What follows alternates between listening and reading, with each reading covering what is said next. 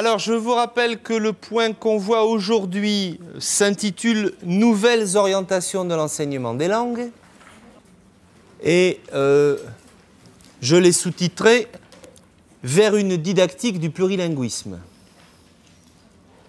Alors, cet intitulé « Didactique du plurilinguisme » est un intitulé récent,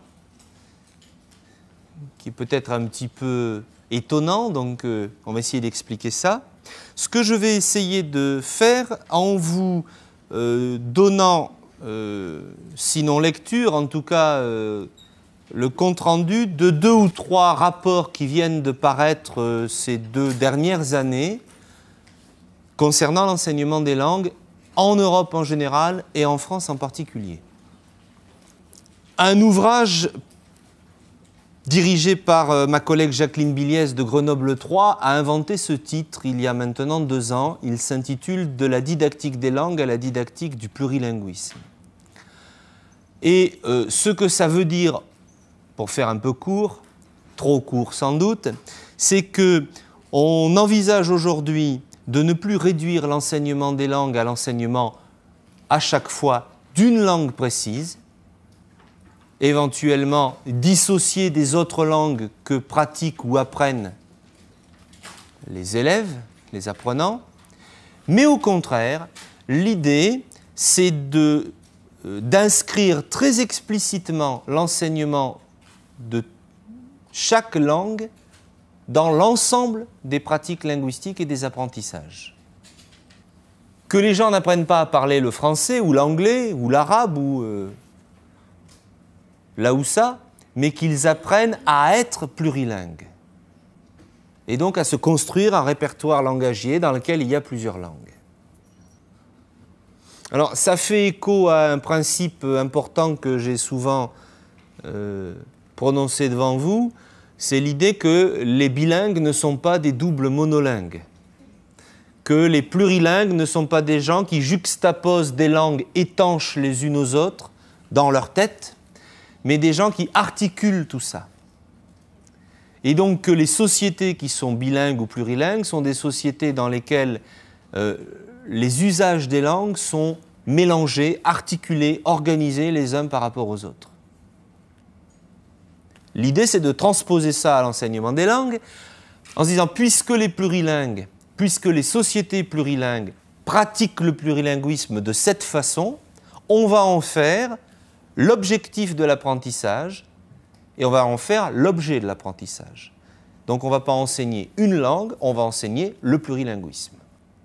Ça, c'est une orientation qui apparaît depuis 2 ou 3 ans seulement, qui est issue des réflexions des décennies précédentes et qui fait une certaine place très cohérente à quelque chose que vous connaissez déjà, qu'on a déjà cité, qu'on a vu dans des méthodes, qui est l'approche interculturelle. L'approche interculturelle, c'est, je vous rappelle, ce qui, sur le plan des aspects culturels, privilégie la rencontre, l'intertolérance, l'acceptation de l'altérité, les mélanges, les métissages des cultures et des identités. On va essayer d'envisager la même chose sur le volet linguistique de l'enseignement des langues et des cultures. Alors, les documents que je vais vous citer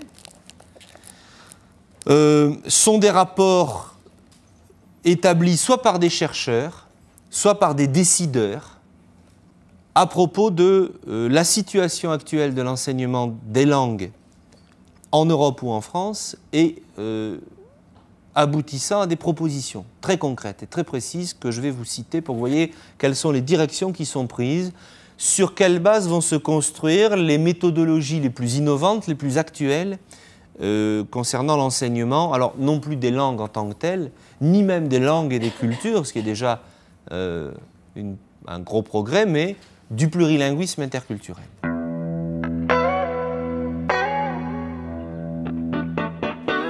Le premier document que j'ai sous les yeux, il est téléchargeable gratuitement sur Internet, sur le site du Conseil de l'Europe, puisqu'il a été publié par le Conseil de l'Europe.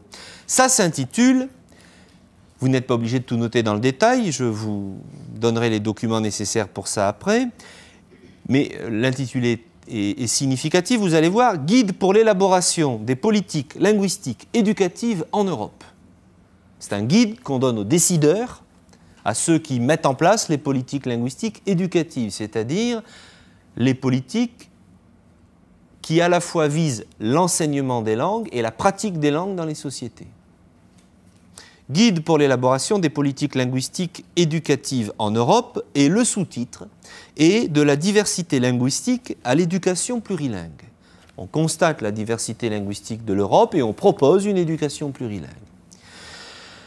Ce guide a été rédigé, il faut le dire, et les en féliciter, par deux chercheurs en didactique des langues que sont Jean-Claude Béaco et Michael Biram.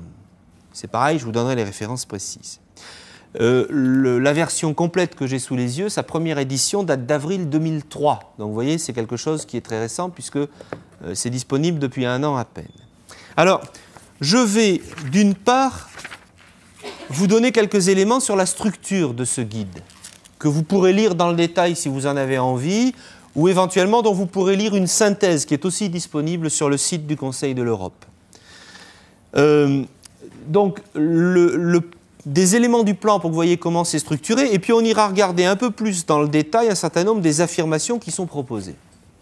Alors, éléments du plan. D'abord, les auteurs font un constat. Quelle est la situation des langues? Quelles sont les politiques linguistiques dans les pays d'Europe? Petite précision, quand on parle du Conseil de l'Europe, ce n'est pas seulement l'Europe à 25, puisque c'est tout proche là, hein. C'est l'ensemble des États membres du Conseil de l'Europe qui sont plus nombreux que les États adhérents à l'Union européenne. Et donc, ce qu'ils constatent, c'est que dans la majorité des États, pas dans tous, les politiques linguistiques ont tendance à privilégier le monolinguisme.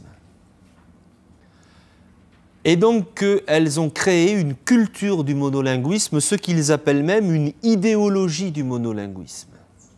Le fait de croire que le monolinguisme est quelque chose de normal et peut-être même quelque chose de souhaitable. Le fait de croire que tout est plus simple quand on parle tous la même langue dans un État. Or, en fin de compte, on se rend compte que ça pose beaucoup plus de problèmes que ça n'en résout. Notamment du point de vue de l'enseignement, de l'apprentissage, de la pratique de langues diverses des gens, des populations qui vivent autour de nous. Et ce constat est vrai aussi pour des États qui sont réputés être favorables à la diversité linguistique, qui ont par exemple beaucoup de langues officielles. Mais en fin de compte, dans ces États-là, comme la Belgique, comme la Suisse, le plurilinguisme n'est qu'une juxtaposition de monolinguisme. On parle une langue, c'est la langue officielle de la partie du pays où on vit, et on fait tout pour que tout fonctionne dans cette langue-là. Il est même, dans un certain nombre de ces États, pourtant plurilingues, interdit aux enfants d'être scolarisés dans d'autres langues que la langue de la partie du pays où ils sont. Vous êtes en Flandre, en Belgique, la scolarisation c'est en flamand, en néerlandais. Pas question de mélanger du français chez les Flamands ni du flamand chez les Français. Vous êtes en Suisse alémanique, la langue de scolarisation, la langue publique, c'est l'allemand ou le suisse allemand. Et il n'est pas question d'y développer de l'enseignement de l'italien, du français ou du romanche, que sont les 3 autres langues officielles de la Confédération helvétique. Donc même dans les États d'Europe qui sont plutôt plurilingues, la tendance, c'est quand même un plurilinguisme qui n'est qu'une juxtaposition de monolinguisme. Parfois, c'est un peu plus souple, mais c'est marginal. Donc, la première constatation, c'est celle-là. L'idée que l'Europe, et alors la France a fortiori, se sont développées autour d'une idéologie du monolinguisme. On a fini par faire croire aux gens que le monolinguisme, c'était normal, c'était comme ça qu'il fallait que ça marche. Ce qui va poser des problèmes notamment sur le plan de la diffusion et de l'enseignement des langues, puisque dans une société qui considère que parler une seule langue, c'est normal, dire aux gens « oui, mais il faut quand même en apprendre d'autres », on ne peut plus se contenter d'en parler une seule, ça crée une fracture, ça crée une rupture. Les gens n'ont pas une culture du plurilinguisme, ils ont une espèce de crainte, d'inquiétude, de réticence peut-être même, vis-à-vis du plurilinguisme. La société française en est un très très bon exemple, hein, puisque vous savez que l'une des missions principales de l'éducation nationale en France a été depuis bientôt 30 ans qu'elle est laïque, gratuite et obligatoire, de faire en sorte que les Français deviennent monolingues. Ça a pris 130 ans et ce n'est pas tout à fait réussi. Et on en arrive un siècle et un petit peu plus tard à dire, oui, ben, en fin de compte, il va peut-être falloir qu'on pense à ce que les gens apprennent très tôt une deuxième langue puis une troisième langue. Vous imaginez qu'on ne passe pas comme ça d'une société qui a promu le monolinguisme à une société qui se met à promouvoir le plurilinguisme. Dans la tête des gens, dans les habitudes, rien n'est fait pour les préparer à parler plusieurs langues. Donc il y a un problème culturel qui est lié aux habitudes, aux politiques, aux traditions des États-nations européens. Ensuite, les auteurs de ce rapport constatent que la construction de l'Europe, et notamment la politique menée par le Conseil de l'Europe, qui a en charge des questions linguistiques et culturelles, et non pas des questions économiques ou diplomatiques, se fonde justement sur le principe de la rencontre entre les gens. Et la rencontre entre les Européens et entre tous les gens qui vivent en Europe doit passer par le plurilinguisme. On ne peut pas imaginer que les Européens vivent ensemble si chacun dans son coin ne parle que sa langue et pas la langue de son voisin. Le jour où ils vont se rencontrer, ça va poser des problèmes de communication. Donc, le principe fondateur, c'est les Européens doivent être formés à parler plusieurs langues. Sinon, ils ne pourront pas vivre ensemble, en tout cas mal. Et donc, ça érige en principe, en normalité, en objectif, le plurilinguisme, et non plus le monolinguisme. La diversité linguistique et non pas l'homogénéité linguistique. Et on y reviendra avec le rapport qui suit, à l'intérieur même des langues. Parce que l'idéologie du monolinguisme va loin, puisqu'elle touche aussi chacune des langues qui est souvent perçue comme devant être homogène. Donc la France aussi est un très bon exemple, alors puisqu'on y est, gardons-le. Non seulement l'idéologie dominante, c'est en France on doit tous parler une langue et une seule, le français, mais on doit tous parler une langue et une seule, dans une seule variété, de la même façon. Le bon français, celui qu'on dit correct, celui qu'on prescrit de façon normative. Et on essaye, ou on a essayé longtemps d'éliminer, et l'école a joué et continue à jouer un rôle important, les autres façons de parler français. Donc, les enfants qui arrivent à l'école depuis des générations, en France, mais pas qu'en France, on leur dit non seulement si vous parlez autre chose que le français, c'est mal, donc il n'est pas question de parler ni patois, ni gallo, ni breton, ni provençal, ni arabe, ni italien, ni kabyle, quelles que soient vos origines, français, et en plus tous français de la même façon. Donc parlez français, mais attention, il n'est pas question de parler français ni comme on le parle à Marseille, ni comme on le parle à Saint-Malo. Vous parlez français comme on ne le parle pas dans les livres. Voilà. L'idéologie du monolinguisme, c'est une idéologie de l'homogénéité linguistique. Derrière, il y a évidemment une idéologie du purisme, et peut-être même une idéologie de la pureté, ce qui est encore plus grave. La construction de l'Europe, surtout du point de vue des relations culturelles et linguistiques entre les Européens, ne peut que constater la diversité irréductible et donc considérer que c'est comme ça que ça doit être. C'est normal. Ce n'est pas une mauvaise fatalité qui vient frapper les humains qu'ils parlent plusieurs langues, parce que les humains ont besoin de parler des tas de langues différentes. On va même constater, on le verra, que de toute façon, ce n'est pas un problème pour eux parce qu'ils sont parfaitement équipés pour. Et donc, l'idée, c'est, si on veut que les Européens vivent ensemble, il faut développer non seulement le plurilinguisme, mais développer aussi un regard positif sur l'hétérogénéité linguistique, sur la diversité linguistique.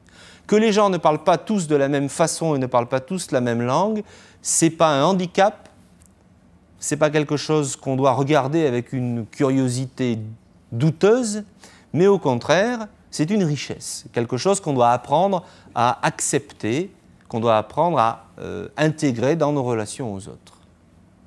Comme c'est mutuel, ça ne crée pas de fracture, ça ne crée pas d'incommunicabilité, au contraire, si chacun respecte la diversité linguistique des autres, mais en même temps apprend les langues des autres, ça ne pose pas de problème d'échange, au contraire, ça les facilite. Donc ça, c'est un principe fondateur. Après, évidemment, ce rapport de recherche insiste sur le fait que c'est bien beau ça, mais que pour le mettre en œuvre, il faut bien tenir compte de la réalité. La réalité, c'est des institutions, c'est des traditions, c'est des cultures, et on ne change pas tout ça comme ça d'un coup de baguette magique du jour au lendemain. Par exemple, on sait que la plus mauvaise façon d'essayer de faire apprendre les langues, c'est de réunir 30 ou 40 apprenants en même temps dans une classe pour 50 minutes, 4 fois par semaine. C'est sans doute ce qu'il y a de plus inefficace.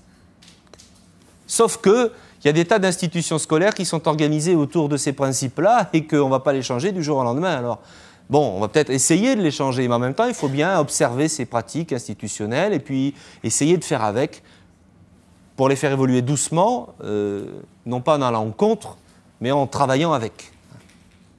Enfin, donc, le rapport en question propose des façons de développer une éducation plurilingue. Et donc, ça s'organise autour de 2 grands principes. Le premier, et c'est très significatif que ce soit le premier, c'est il faut d'abord créer une culture du plurilinguisme. Il faut d'abord habituer l'ensemble des sociétés, tous les gens qui y vivent, à ce que le plurilinguisme soit là, partout, partagé par nous tous. Alors non seulement dans la formation, c'est-à-dire l'idée qu'on ne peut plus se contenter d'une seule langue, qu'on ne peut plus se contenter d'une seule deuxième langue. Vous savez, le monolinguisme langue 2 qui frappe l'Europe de façon terrible. La France, encore une fois, est un bon exemple. Il y a d'abord le monolinguisme langue 1, c'est le français. Et puis ensuite, ah oui, non, si, c'est vrai, les petits Français, et peut-être même parfois les adultes, apprennent tous, ou presque tous, une autre langue. Sauf que c'est tous la même. Enfin, à 99%, dans leur cursus linguistique, ils apprennent tous l'anglais. Et donc, le monolinguisme va loin, puisque vous voyez que non seulement il essaye d'homogénéiser les langues à l'intérieur même des langues, mais il envisage même que l'enseignement des langues, ça soit un enseignement d'un deuxième monolinguisme. Donc il y a des flux énormes d'Européens, de jeunes Européens, qui apprennent l'anglais, et uniquement l'anglais. Alors ça rend des services, mais ça pose aussi des problèmes, parce qu'évidemment, ça veut dire qu'il y a toutes sortes de relations entre Européens qui ne seront pas possibles, sauf à passer par une langue tierce, qui évidemment ne crée pas une relation aussi intime, aussi directe, aussi riche, y compris sur le plan interculturel, puisqu'on passe par une langue instrumentale qui n'est la langue véritablement vécue au quotidien par aucun des 2 interlocuteurs. Donc, sont en train de passer à la trappe en France, par exemple, en Europe en général, des langues européennes pourtant relativement importantes, comme par exemple, vous le savez bien, l'allemand ou l'italien. Il y a de moins en moins de gens qui apprennent l'allemand et l'italien en Europe. Or, vous prenez l'allemand, c'est quand même une langue parlée par énormément d'Européens, langue officielle de plusieurs États européens. Quel est le pourcentage de jeunes Français qui apprennent l'allemand en France? Extrêmement réduit. Vrai problème que ça pose. Et c'est vrai pour toute une série d'autres langues, y compris des langues non européennes qui pourtant nous seraient bien utiles, y compris parce qu'elles sont apportées en Europe par les populations migrantes. Combien y a-t-il d'Européens qui apprennent l'arabe et qui peuvent créer une relation, des échanges, une compréhension mutuelle avec les gens qui sont arabophones sur Terre? Et pourtant, il y a une partie de la population qui vit en Europe qui à l'origine est porteuse de cette langue-là. Mais vous savez ce qu'elle est en train de faire, cette population? Elle est en train d'abandonner sa langue d'origine. Et vous savez comme moi que alors la France, de ce point de vue-là, c'est les arabophones du Maghreb, les Maghrébins de la 2e ou de la 3e génération, pour l'immense majorité d'entre eux, évidemment en France devenus français comme tous les autres, ni plus ni moins, ils perdent aussi les langues d'origine, tout comme nous avons perdu le breton, le gallo, le provençal, l'italien ou le polonais pour les migrations du début du siècle. On est en train de perdre l'arabe aussi. Donc on perd du plurilinguisme et de la possibilité d'échange avec les autres. Donc, créer une culture du plurilinguisme, c'est important. C'est-à-dire faire en sorte qu'être plurilingue, ça soit normal, que les sociétés soient plurilingues. Qu'on ne puisse plus vivre en France, en Allemagne, en Grande-Bretagne, en ne voyant autour de soi à peu près que du français, de l'allemand ou de l'anglais. Mais qu'on puisse avoir accès à la radio, à la télé, dans les ouvrages, dans les spectacles, dans les rues, en entendant les gens parler à toutes sortes d'autres langues. Par exemple, quand les gens prennent le métro à Rennes, qu'ils ne se retournent pas quand ils entendent quelqu'un parler une autre langue que le français. Vous avez observé ce qui se passe dans le métro si brutalement 3 personnes rentrent et parlent. Allez, mettons, on va prendre un truc exotique, hein, breton. Même à Rennes, les gens se retournent et écoutent. Tiens, qu'est-ce qu'ils parlent? Alors, je ne vous parle pas de leur réaction s'ils parlent swahili ou kabyle, évidemment. Hein. Cela dit, il y a une partie des gens qui sont tellement peu habitués à entendre des langues autour d'eux qu'ils peuvent parfaitement entendre du breton et croire que c'est du kabyle, et réciproquement. Et ça aussi, c'est un problème d'éducation au plurilinguisme. On n'est même pas capable de reconnaître les langues que les gens parlent autour de nous. Donc il faut créer une culture du plurilinguisme, parce qu'une fois que c'est devenu normal d'être plurilingue, alors on a mis en place les conditions qui rendent possible, qui rendent plus facile, qui rendent plus motivé l'apprentissage des autres langues. Comment voulez-vous motiver les gens à apprendre des langues dans une société où de toute façon on a l'impression qu'on n'en a pas besoin? Il y a plein de gens qui ont l'impression qu'on n'a pas besoin. Alors on leur dit, si, c'est bien de parler l'anglais, l'allemand, l'italien, l'arabe, le chinois. Oui, d'accord, mais au quotidien, l'usage, il le voit où? S'il le voyait, il l'apprendrait. Donc, créer une culture du plurilinguisme, c'est vraiment absolument primordial. Et puis, reste, deuxième piste, à organiser l'éducation plurilingue. Alors, organiser l'éducation plurilingue, ça veut dire identifier les besoins, mais les besoins attestés, hein, les besoins qui sont issus de la demande sociale et des pratiques sociales. Quand les gens vont apprendre les langues, qu'est-ce qu'ils viennent chercher? De quoi ils ont besoin? À quoi ça leur sert? Pas s'imaginer enfermé dans son bureau, tout seul, je vais leur enseigner telle langue et puis ils vont avoir besoin de ça, ça et ça. Ce qui est souvent abouti à un enseignement qui, justement, ne sert pas à grand-chose parce que parfois on ne se pose même pas la question d'à quoi ça sert de parler une langue. C'est quand même aussi un outil de communication. Mais identifier des besoins sociaux et y répondre. Faire des pratiques sociales et des besoins sociaux les objectifs de l'enseignement et de l'apprentissage des langues. Évidemment, ça va renforcer l'aspect approche communicative, approche interculturelle. Et ça va mettre en question, d'où les problèmes institutionnels, beaucoup de choses qu'on enseigne et qu'on fait apprendre et qui sont intransférables dans une pratique linguistique. Le nombre de gens qui ont appris par cœur à réciter des conjugaisons dont ils ne font jamais rien, des listes de vocabulaire qu'ils n'ont plus jamais utilisées après les avoir récitées, etc., etc.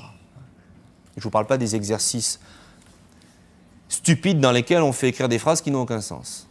Ça met en question évidemment ces pratiques-là et pourtant, hélas, elles sont répandues. Ça veut dire aussi essayer de créer de la cohérence, alors je vais préciser un peu, à la fois horizontale et verticale dans les dispositifs d'éducation au plurilinguisme et donc d'enseignement des langues.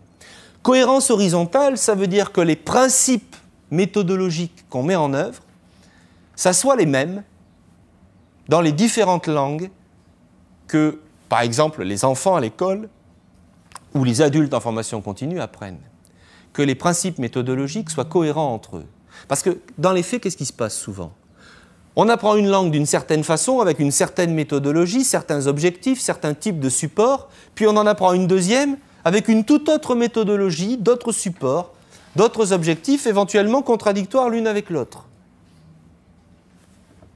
Ça ne facilite pas l'apprentissage, comme vous pouvez l'imaginer. Et il faut inclure là-dedans les enseignements dits de langue maternelle, c'est-à-dire en fait de langue scolaire. En France, les enfants ont des cours de français qui mettent en œuvre un certain nombre de choix didactiques et pédagogiques qui sont très souvent très différents, voire incohérents et contradictoires avec ce qu'on fait dans l'enseignement des autres langues. Or, bien sûr, il y a des spécificités, des différences, mais il y a aussi des points communs, c'est des langues, tout ça. C'est quand même très étonnant qu'il n'y ait pas de lien entre les deux. Parfois même, la terminologie qui est employée pour parler de la langue n'est pas la même. Donc il faut qu'ils apprennent une terminologie pour parler d'une langue qu'ils sont en train d'apprendre et une autre terminologie pour parler d'une autre langue qu'ils sont en train d'approfondir. Mettons que ce soit leur langue maternelle. Ça ne facilite pas les choses. Voilà ce qu'on peut appeler la cohérence horizontale. Puis il y a la cohérence verticale, ben c'est le fait que tout au long du cursus d'apprentissage, les principes méthodologiques soient cohérents, construisent un tout de façon complémentaire, au lieu de créer des ruptures. Or, il vous est arrivé, je suis sûr, dans votre cursus scolaire, d'avoir travaillé, alors on va prendre un exemple banal, l'anglais avec un enseignant en 6e selon une certaine méthode et certains principes, puis vous arrivez en 5e, c'est fini, on change tout, on ne fait plus la même chose. C'est plus les mêmes principes, c'est plus la même méthodologie, c'est plus les mêmes activités, c'est plus les mêmes objectifs. C'est même plus la même vision de la langue. Quand on a commencé à enseigner les langues vivantes à l'école primaire en France, il y a quelques années, c'est tout récent, avant que ça devienne obligatoire depuis 2002, il y a des élèves qui avaient une initiation à l'anglais en CE2, à l'allemand en CM1, et puis à rien en CM2, ou parfois à rien en CM1, puis ensuite à l'allemand en CM2, parce que ça dépendait des disponibilités, des compétences des enseignants. Enfin, qu'est-ce que vous voulez qu'ils construisent comme apprentissage ? Il n'y a pas de cohérence verticale. L'idée, c'est qu'il y ait une cohérence verticale. Ça va quand même probablement favoriser les apprentissages. Et puis, et il termine par là, évidemment, susciter l'innovation pédagogique. Enfin, c'est-à-dire, par exemple, ce qui se fait encore rarement, utiliser les langues à apprendre, le plurilinguisme, non pas seulement comme un objet d'apprentissage, mais aussi comme un moyen d'apprentissage. C'est-à-dire qu'on apprenne les langues et l'usage de plusieurs langues aussi en même temps qu'on fait des maths, de la gym, de l'histoire, des travaux manuels, qu'on apprend la mécanique automobile ou l'informatique. Évidemment, ça relève du principe immersif et c'est un principe efficace. Mais vous savez que pour l'instant, c'est très peu répandu. Donc l'innovation pédagogique de ce point de vue-là, l'innovation pédagogique en utilisant des cadres d'évaluation et des objectifs qui soient raisonnables et rationnels. Alors, ça fait évidemment écho à ce qu'on appelle le cadre européen commun de référence, qu'on verra ensemble la prochaine fois, qui a identifié des seuils de compétences, et donc dont les objectifs sont très modestes. Parce que l'un des problèmes de l'enseignement des langues, qui est l'une des causes de son inefficacité, c'est son degré d'exigence trop élevé. Le perfectionnisme démotive. En fin de compte, il empêche l'apprentissage au lieu de le favoriser. L'idée, c'est que, on va le retrouver dans le rapport qu'on va voir juste après, toute pratique d'une autre langue, même rudimentaire, même hésitante, même mélangée, alternée, c'est déjà bien. Et qu'il faut avoir des visées avec des paliers qui soient très modestes.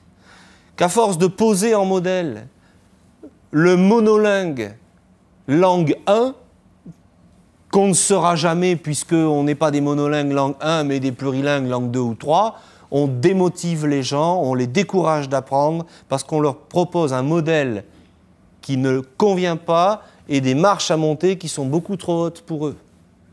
Donc c'est réorganiser, restructurer, rendre plus modestes mais plus efficaces les objectifs de l'enseignement des langues. Ça va favoriser l'apprentissage de plusieurs langues et donc la pratique du plurilinguisme.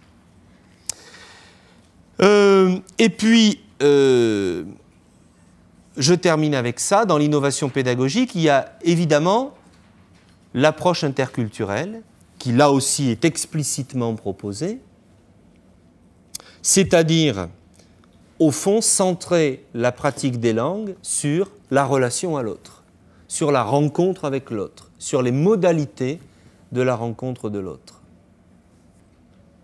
Ça veut dire, évidemment, adapter les enseignements et les apprentissages à chacun, aux besoins de chacun, aux préacquis des apprenants. Et non pas balancer un enseignement standard, le même pour tout le monde. C'est ça que ça veut dire. Donc, pratiquer un certain nombre de principes pédagogiques, comme par exemple celui de la pédagogie différenciée, celui de l'apprentissage autodirigé, celui des activités individualisées, en multipliant les supports et les configurations pédagogiques. Voilà ce que nous propose ce rapport, dont je vous conseille vivement la lecture par ailleurs, puisque vous êtes les enseignants qui vont développer l'éducation au plurilinguisme demain. J'aimerais autant que vous le fassiez dans cet esprit-là, dont on peut penser qu'il est mieux fondé et qu'il sera probablement plus efficace.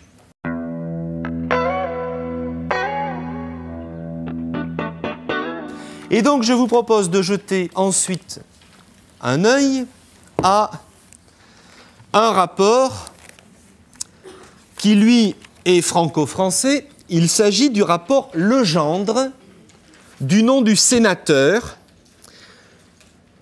qui a présidé une commission du Sénat chargée de faire un bilan sur l'enseignement des langues étrangères en France. C'est un document qui, lui aussi, est téléchargeable sur Internet, sur le site du Sénat. Il a été présenté lors de la séance du 12 novembre 2003. Vous voyez que c'est un document récent. Donc une grande enquête, apparemment bien faite et bien informée, sur la situation actuelle de l'enseignement de ce qu'on appelle les langues étrangères dans le système éducatif français. Un constat et des propositions. Alors là, c'est la même chose. Je vais vous dire rapidement quel est le constat. Vous allez voir qu'il est très négatif. Et puis, je vais vous montrer quelles sont les propositions qui sont faites. Alors, les points clés du constat. 1. La diversification, le pari manqué. On n'a pas réussi à diversifier les apprentissages des langues dans le système éducatif français. Et on identifie, je n'entre pas dans le détail, les raisons principales de cet échec, qui sont à la fois institutionnelles, culturelles, comme on vient de le voir, liées aussi à des problèmes de formation des enseignants et à des manques de moyens dans les institutions concernées.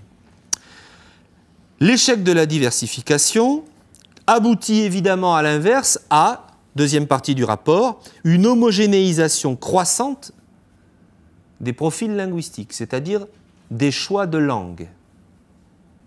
On a fondé en France un grand espoir sur l'introduction de l'enseignement des langues étrangères et régionales, c'est comme ça qu'elles s'appellent, dès l'école primaire.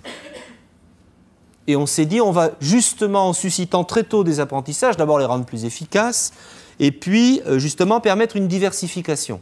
C'est-à-dire arrêter cette tendance forte à la concentration sur anglais-espagnol. Parce que si vous enlevez anglais-espagnol, le pourcentage d'élèves qui apprennent autre chose, et c'est anglais langue 1, espagnol langue 2, l'inverse est déjà beaucoup plus rare, hein, évidemment. La constatation, c'est que ça n'a pas marché. D'ailleurs, l'un des paragraphes s'intitule « Le tunnel de l'anglais commence à l'école ». Vous voyez l'image, hein, à l'école primaire. Et donc, ce que produit notamment le système éducatif au niveau secondaire, collège et lycée, c'est ce qu'on appelle une standardisation linguistique consolidée. Tout le monde fait les choix des deux mêmes langues. Ça aboutit à une question que je vous livre telle que « Vers la fin d'une hiérarchie absurde et nuisible entre les langues ?» Point d'interrogation. Vous dormirez là-dessus cette nuit.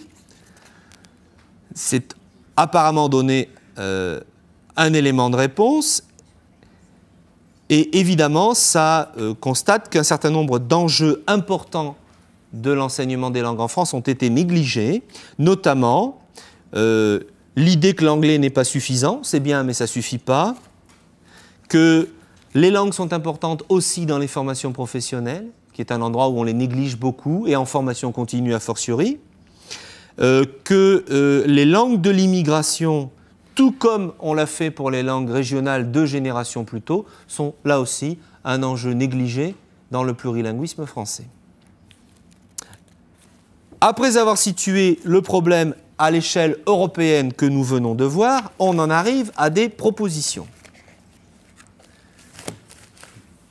Voilà ce que cette commission propose pour modifier la politique linguistique éducative en France.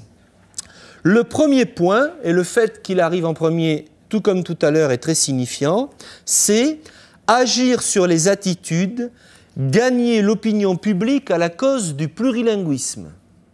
C'est exactement la même chose que ce que disait le rapport Beaco-Biram, créer une culture du plurilinguisme. Donc, sensibiliser l'ensemble de la population à l'importance de la chose, mais aussi le lui montrer en mettant du plurilinguisme en œuvre un peu partout autour de nous. Ça implique au passage, je vous le signale, puisque nous sommes à l'université, de développer la recherche sur le plurilinguisme, c'est-à-dire de développer les travaux scientifiques qui alimentent la réflexion de la didactique des langues. Le deuxième principe, c'est d'adapter l'enseignement des langues aux situations locales, et notamment de s'appuyer sur les ressources disponibles, les ressources linguistiques disponibles localement, et sur la proximité géographique des langues. Le fait qu'il y ait des populations migrantes, le fait qu'il y ait juste à côté des gens qui parlent massivement une certaine langue, est une véritable ressource à exploiter pour favoriser les apprentissages et les facilités. Ça dit explicitement la chose suivante, et ça prend tout son sens, parce que la politique française n'a jusqu'à présent pas vraiment été celle-là.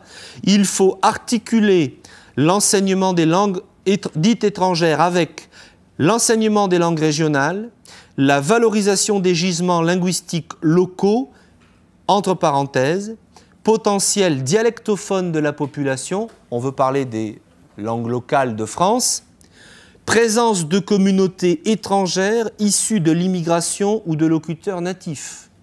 Ça, vous remarquerez qu'on s'en sert quand même jusqu'à présent bien peu dans les stratégies didactiques et pédagogiques en France.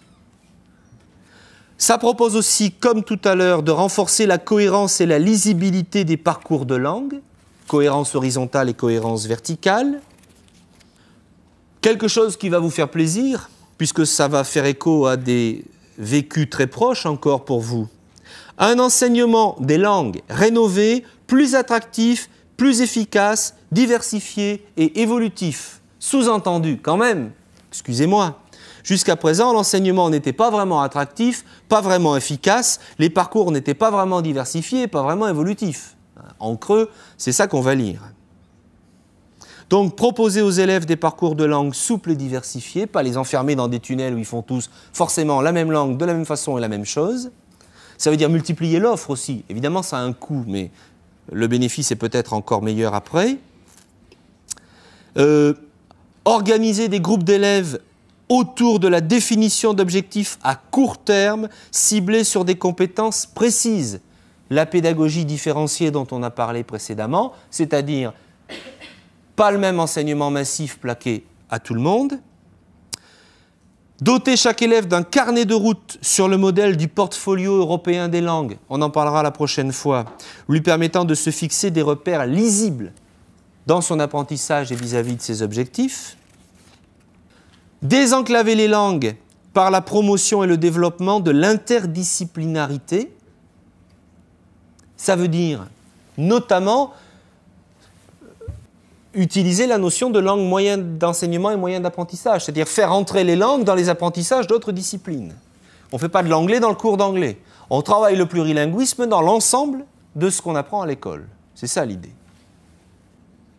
Faire sortir les langues des cours de langue.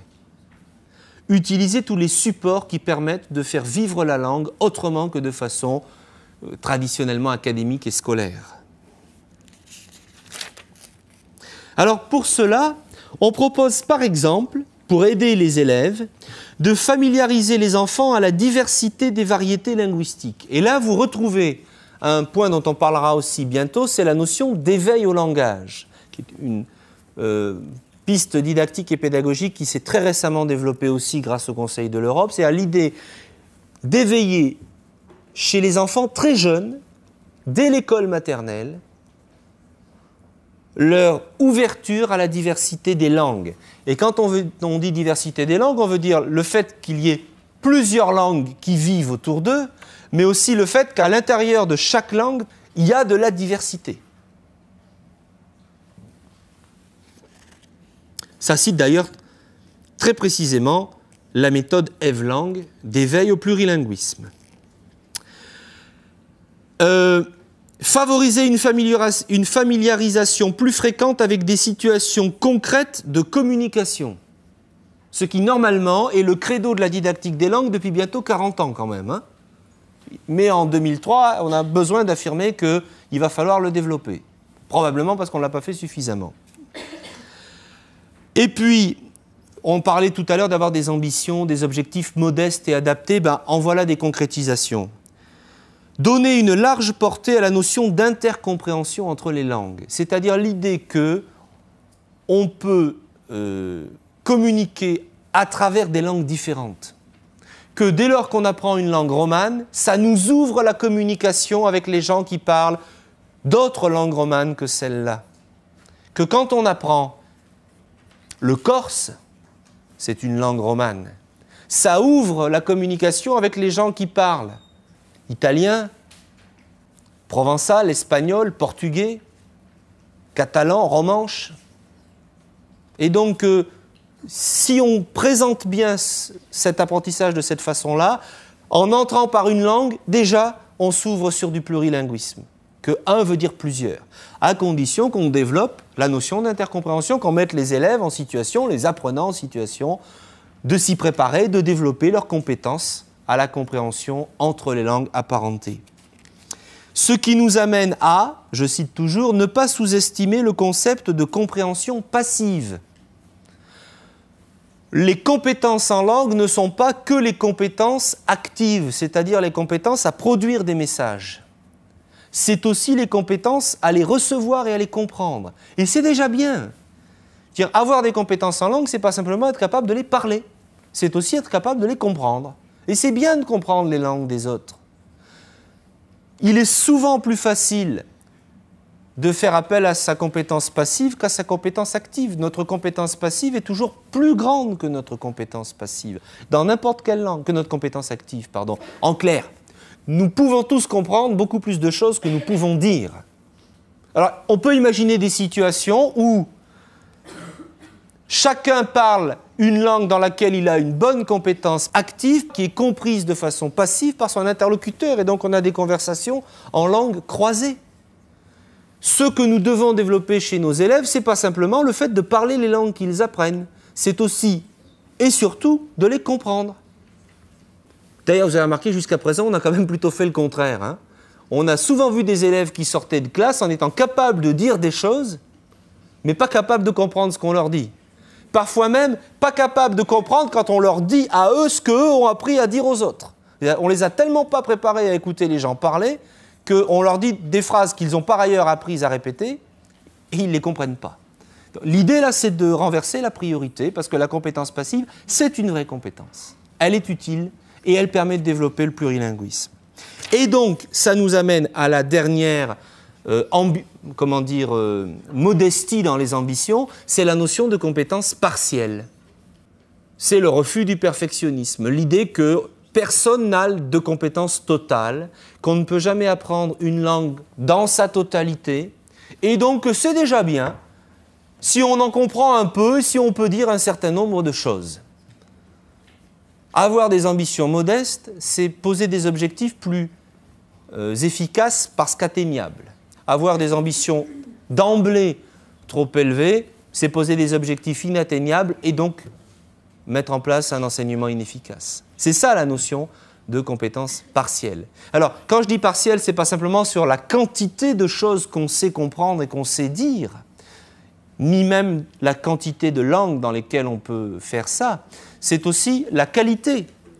On n'est pas obligé d'avoir des compétences en italien comme un italophone, langue première, langue base.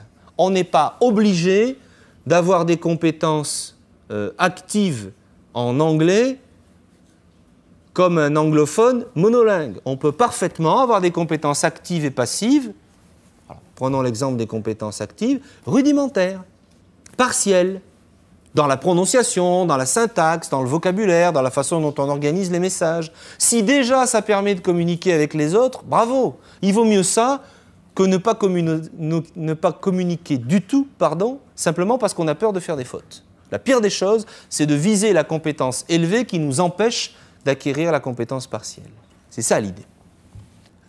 Donc, évidemment, ça nécessite beaucoup de changements à l'intérieur même de l'institution scolaire française, vous imaginez bien. Hein.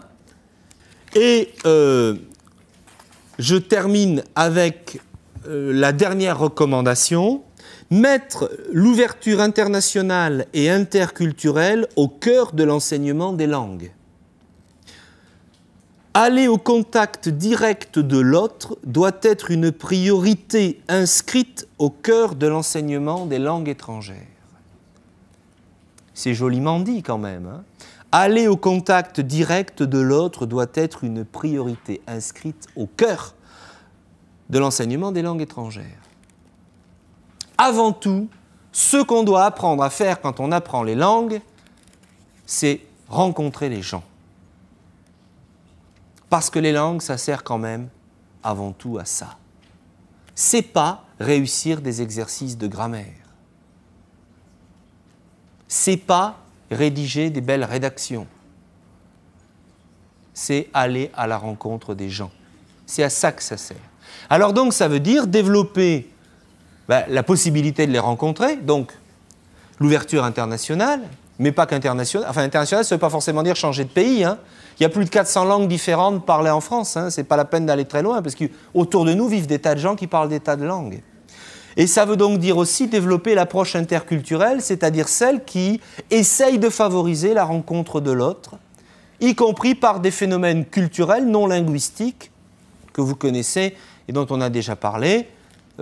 Par exemple, tout ce qui relève de la gestuelle, des règles culturelles de la communication qui mettent en confiance et qui favorisent l'échange. Vous voyez donc que, aussi bien au niveau des didacticiens qui travaillent pour le Conseil de l'Europe qu'au niveau d'une commission parlementaire qui est chargée de faire un audit sur le système éducatif, en gros, on est d'accord. On voit se dessiner des pistes claires sur l'évolution de la méthodologie de l'enseignement des langues en France et en Europe, et puis pourquoi pas ailleurs aussi, évidemment, pour les années qui viennent. Alors évidemment, reste le problème du passage à l'acte.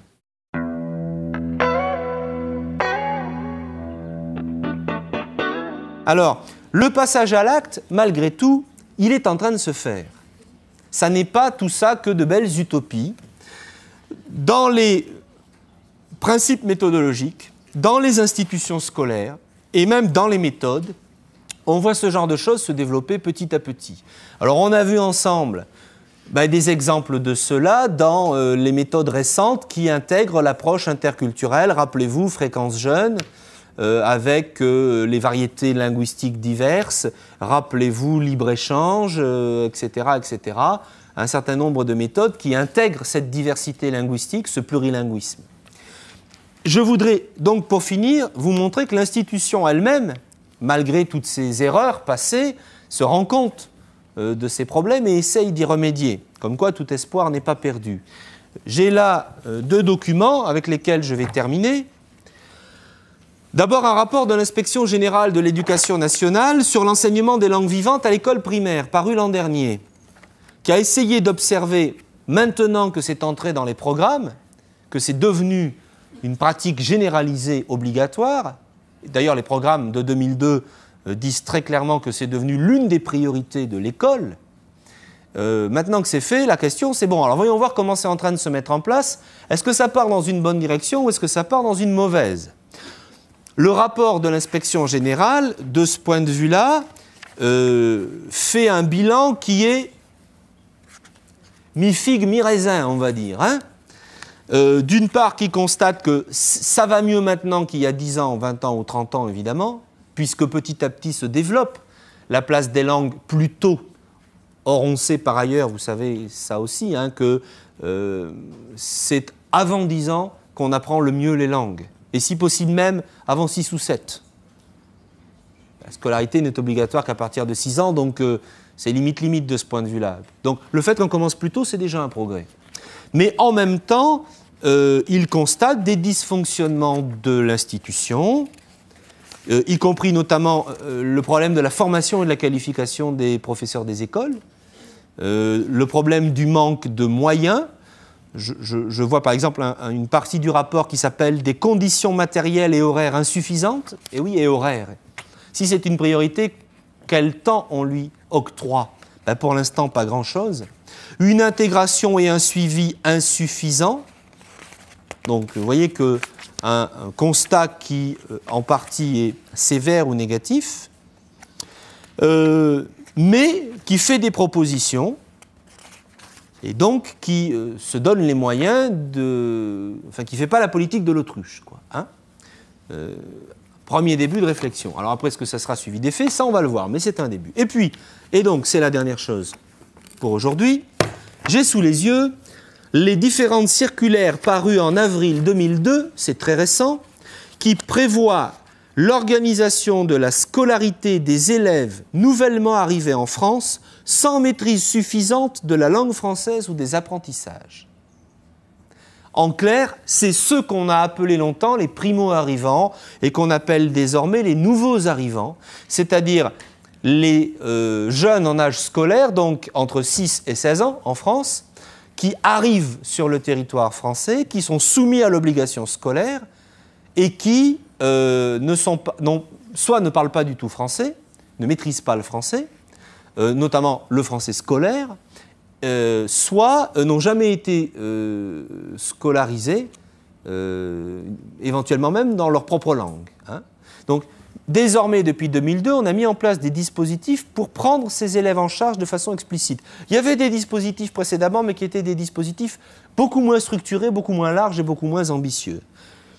Or, vous voyez bien que là, on est dans la problématique du plurilinguisme. Il y a des gens qui arrivent porteurs d'autres langues, locuteurs d'autres langues, souvent de plusieurs, qui viennent, souvent ils l'espèrent de façon, sinon définitive, en tout cas sur le long terme, s'installer dans la société française. Donc on est dans la question du contact entre les langues. Alors, on met en place de nouvelles structures, on a créé des commissions académiques spécialisées pour évaluer leurs acquis, aider à les placer dans les classes, renverser les obstacles que l'institution oppose à la scolarisation de ces jeunes, y compris quand ils ont plus de 16 ans, qu'ils veulent aller au lycée et que les proviseurs de lycée disent « Ah mais ils ont plus de 16 ans, c'est plus obligatoire, moi je veux pas de ça chez moi ».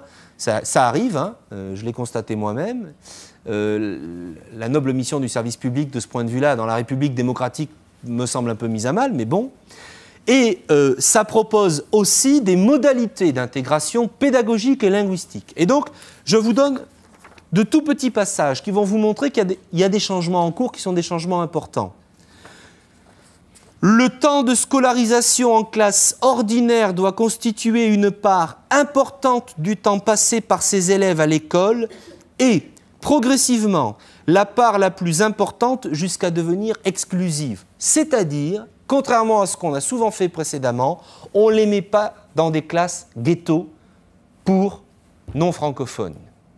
On les intègre au maximum avec les autres enfants ou les autres adolescents parce qu'on pense que c'est la meilleure façon de créer par ces échanges et par ces rencontres qui vont évidemment être plurilingues et interculturelles leur intégration linguistique et culturelle. Donc on ne les met pas à part.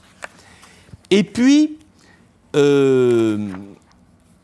autre citation, On encouragera pour ces élèves la poursuite de l'étude de leur première langue de scolarisation comme langue vivante 1 ou 2 en classe ordinaire ou dans le cadre des enseignements des langues et des cultures d'origine. On précise même, dans le second degré, tout élève peut bénéficier d'une inscription au Centre national d'enseignement à distance, le CNED, prise en charge par l'établissement, c'est l'école qui paye, ce n'est pas la famille, qui souvent d'ailleurs n'en a pas les moyens, si cette langue n'est pas enseignée dans l'établissement ou dans un établissement voisin. Ça veut dire qu'on encourage chez ces jeunes le maintien et le développement des langues qu'ils parlent déjà quand ils arrivent. Au lieu de dire maintenant tu es en France, tu vas parler français, ou comme on l'a fait à une époque de dire on va te maintenir ta langue d'origine parce que tu vas bien rentrer chez toi un de ces quatre.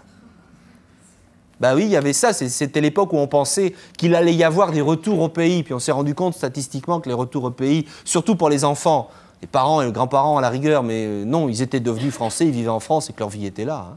Ça ne marchait pas. Ben non, on leur dit, vous allez devenir des plurilingues, développer votre plurilinguisme, vivre avec les autres, en français et avec vos langues. Et l'institution va même vous aider à garder vos langues. On va vous permettre de vous inscrire prioritairement dans les cours où on les enseigne. Et croyez-moi, ce n'est pas facile, hein, parce que quand vous voyez débarquer un réfugié, qu'est-ce qu'on va prendre en ce moment, argentin, ou qu'est-ce qu'on a en ce moment qui craint un peu en Amérique du Sud, là, colombien, tiens, qui arrive au lycée et qu'on inscrit en cours d'espagnol, vous imaginez la réaction des enseignants. Bah mais attends, il parle déjà espagnol, qu'est-ce qu'il vient faire dans ma classe à la rigueur, il est peut-être même plus à l'aise que moi. Bah oui, plus à l'aise que toi, c'est normal, on va pas t'en vouloir, on est tous comme ça, dans les langues qu'on a apprises, hein. Il y a des réticences. Mais non, les instructions officielles disent il faut les mettre là parce qu'il faut qu'ils continuent à cultiver leur langue et leur culture d'origine. Et s'il n'y en a pas dans l'école où ils sont, et s'il n'y en a pas dans les écoles aux alentours, on va leur payer l'inscription au CNED pour qu'ils puissent quand même, quand c'est possible et quand ça existe, par l'enseignement à distance, continuer à développer leur langue à eux. Vous voyez donc que malgré tout, là c'est récent, c'est 2002, il y a quand même un tournant qui est en train d'être pris vers quelque chose qui est un maintien du plurilinguisme ou un développement du plurilinguisme, au moins d'une partie de la population scolaire. Donc, les rapports dont on parlait précédemment ne sont pas que des vœux utopiques. En même temps, dans les faits, de façon beaucoup plus modeste, bien sûr, mais ça n'est qu'un début, j'espère, on est en train de s'orienter vers quelque chose qui va plutôt être une didactique du plurilinguisme et donc une didactique et une pédagogie des langues, on l'espère, surtout plus agréable et plus efficace, et donc créer un effet boule de neige qui va faire que, j'espère, nos enfants, et probablement plus les vôtres que les miens, bénéficieront de quelque chose qui favorisera la rencontre entre les humains, parce que c'est quand même ça qui nous intéresse au final, que les gens se rencontrent, se parlent, se comprennent, s'acceptent et aient du bonheur à vivre ensemble. Sur ce, à la prochaine fois.